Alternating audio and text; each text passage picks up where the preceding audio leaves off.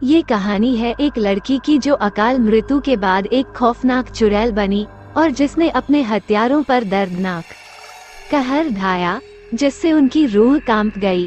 त्रिशा एक सुंदर लड़की थी। वह तेजपुर गांव में अपने माँ और बाबा के साथ रहती थी। त्रिशा माँ बाप की इकलौती औलाद थी, इसीलिए उसके माता पिता उससे बहुत प्यार करते थे। हर खूबसूरत लड़की की तरह त्रिशा का भी एक अपना सपना था, शादी करके परिवार बनाना और एक खुशहाल जिंदगी जीना। त्रिशा के माता पिता ने उसकी शादी पड़ोस के गांव के मिथिलेश नामक एक अनाथ लड़के से तय कर दी थी। त्रिशा ने भी अपने माता पिता का मान रखते हुए उस शादी के लिए हाँ कर दी। कुछ ही दिनों में मिथिलेश और त्रिशा एक दूसरे के करीब आने लगे, लेकिन तेजपुर गांव के सरपंच और उसके भाई बलवंत को ये बात पसंद नहीं आई, क्योंकि सरपंच चाहता था कि त्रिशा की शादी उसके भाई के साथ हो, किसी बाहर गांव वाले के साथ शादी के वह खिलाफ था। सरपंच ने बहुत बार त्रिशा के पिता से भी बात की थी, पर वो इस बात से बिल्कुल भी राजी नहीं थे, क्योंकि उन्हें अपनी बेटी की खुशी ज्यादा प्यारी थी। त्रिशा और मिथिलेश की शादी में बस 1 महीना बाकी था। फिर उस कपटी सरपंच ने एक घिनौनी चाल चली। एक रात त्रिशा और मिथिलेश त्रिशा के मामा घर से एक जलसा करके लौट रहे थे। सरपंच उन पर बहुत दिनों से नजर रखे हुए था। वो बस मौके की तलाश में था और वह उसे उस रात मिल गया। घर आने के लिए त्रिशा और मिथिलेश ने जंगल वाला छोटा रास्ता लिया था। वहाँ सरपंच, बलवंत और उसका मुनीम बिरजू तीनों जंगल की घनी झाड़ियों में किसी भेड़िए की तरह घात लगाकर बैठे थे। जब वह प्रेमी जोड़ा हाथों में हाथ लेकर एक दूसरे में गुम होकर पूरी दुनिया को भुलाकर जंगल के बीचों बीच पहुंचा, तब सरपंचम और उसके भाई ने पीछे से आकार बड़े पत्थरों से दोनों के सिर पर इतनी नफरत वार किया कि वह दोनों बिना चीखे ही बेहोश हो गए। बिरजू ने मिथिलेश को ठिकाने लगा दिया और तब तक सरपंचम और बलवंत ने त्रिशा के साथ वह कर दिया जिस अपराध से पूरे समाज को नफरत है। अपने नापाक इरादों को अंजाम देने के बाद उन्होंने त्रिशा का गला घोंटकर उसे कुएं में फेंक दिया। अगले दिन त्रिशा के माँ बाबा और गांव वाले मिथिलेश और त्रिशा को ढूंढने लगे, तो उन्हें दोनों की लाशें मिली। पूरे गांव में शोक माहौल था। त्रिशा के माँ बाप भी बेटी के जाने के बाद कुछ दिनों में गांव छोड़कर चले गए। पर त्रिशा कहते हैं ना, एक लड़की की पवित्र रूह का चुड़ैल बनने का कारण उसकी अधूरी इच्छा होती है।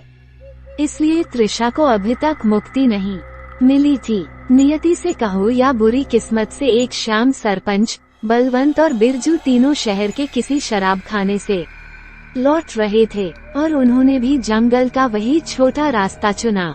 उस वक्त बलवंत नशे में नहीं था, इसलिए वह जीप चला रहा था और वह ठीक उसी जगह जंगल के बीचों बीच धक्के खाकर खराब हुई जहां उन्होंने त्रिशा और मिथिलेश को मारा था। दिन ढलने में कुछ ही समय बाकी था।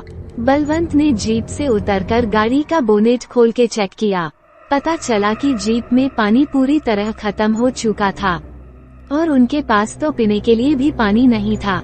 जब यह बात बलवंत ने उसके भाई सरपंच को बताई, तब उसने नशे की हालत में बलवंत को गलिया बकी और उसे पास के कुएं से पानी लाने का आदेश दे दिया।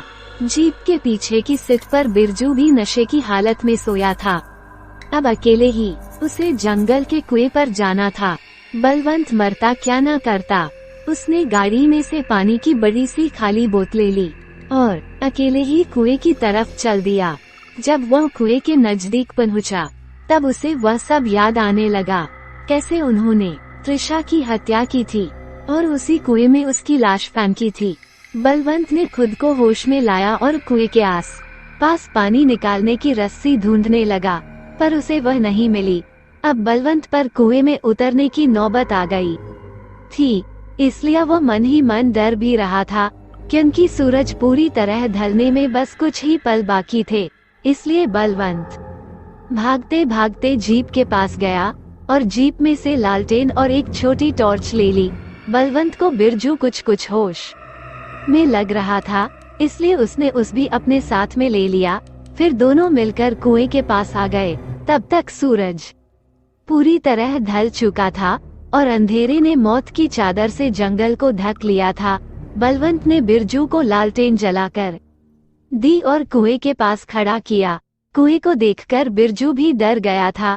उसे भी अपने किए हुए पाप याद आने लगे थे। बलवंत टॉर्च लेकर कुएं की सीढ़ियों से धीरे धीरे नीचे उतरने लगा। जब वो कुएं के ठीक बीच में पहुंचा, तब बलवंत को ऐसा महसूस होने लगा कि उसके साथ साथ ही पीछे से कोई नीचे उतर रहा है। बलवंत ने टॉर्च की रोशनी में पलट कर देखा, पर वहाँ कोई नहीं था। उसने एक बार बिरजू को आवाज दी और उसका जवाब आने के बाद बलवंत फिर से नीचे उतरने लगा। और जब वो आखिरी और सबसे बड़ी सीढ़ी पर जाकर खड़ा हुआ, तभी अचानक उसे बिरजू की दर्दनाक चीख सुनाई दी। चीख की कर्कश आवाज से कुएं के अंदर खड़ा बलवंत सिहर उठा और कुएं की दीवार से चिपक के खड़ा हो गया। उसे समझ में नहीं आ रहा था कि ऊपर जाऊं या नहीं। और तभी अचानक तेजी एक गोल आकार की चीज पानी में गिरी। टॉर्च की धीमी रोशनी में बलवंत गिरती चीज को सही से देख नहीं पाया।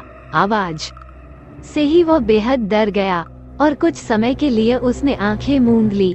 और जब उसकी आंख खुली, तब सामने का भयानक नजारा देख मौत की दहशत से उसकी रूह कांप गई, क्योंकि पानी में गिरी गोल आकार की चीज बिरजू का कटा सिर था और अब वो पानी पर तैर रहा था।